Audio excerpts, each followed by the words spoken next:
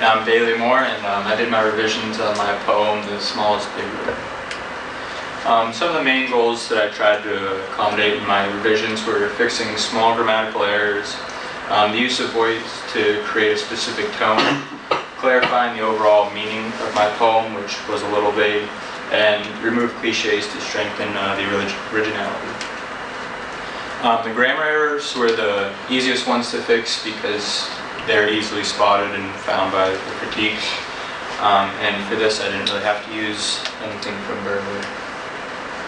The use of voice. Burway says, begin by knowing and exploring the fact that you already have a number of different voices. You speak differently in a class from the way you do at a party or bar. You have one diction for your diary and another for your history paper.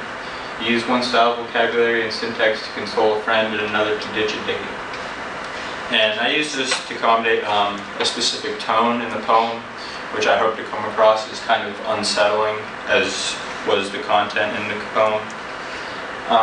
Also with the rhyme and meter of the poem, I hope to kind of, as the poem progressed, to kind of speed up the rhythm of the poem. For the clarity of the poem, I just added in a line that kind of stated what the meaning was, and that was a wave of panic that shrinks the room. I thought this would be the best way to do it, even though I just came out and said it. I thought it worked well with the poem, and it actually kind of it accompanied the title of the poem. For the cliche, Burway says the cliches are metaphors so familiar that they no longer hold any interest. And for the cliches I had in my poem, the one was bright as the star. The stars were as bright as I'd ever seen, and I ended up just removing that line completely. And as for my stomach is tied in knots, I changed it to my stomach is slithering, which I felt was kind of a more unsettling feeling as opposed to the cliche that I'd used. And now I'm going to read you my revised poem, The Smallest Big Room. You'll think it's exaggerated till it happens to you, a wave of panic that shrinks the room. Drip drop, picture a deep red nosebleed. Dim the lights, why has this chose me?